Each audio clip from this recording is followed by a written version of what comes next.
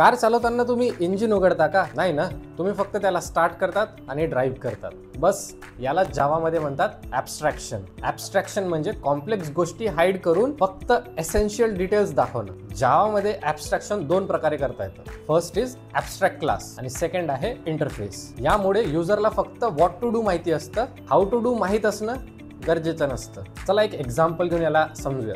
So इथे सर्वात आधी आपण एक ॲब्स्ट्रॅक्ट क्लास बनवलाय व्हेकल नावाचा. त्यानंतर आपण डिक्लेअर केलाय ॲब्स्ट्रॅक्ट व्हॉइड स्टार्ट. त्यानंतर आपण एक क्लास बनवलाय बाईक नावाचा, त्याला एक्सटेंड केलाय आपण व्हेकलमध्ये. म्हणजेच व्हेकलच्या प्रॉपर्टीज आपण बाईकमध्ये पण वापरू शकतो. त्यात आपण मेथड क्रिएट केली आहे व्हॉइड स्टार्ट आणि तिथे प्रिंट केलाय आपण bike starting with the kick.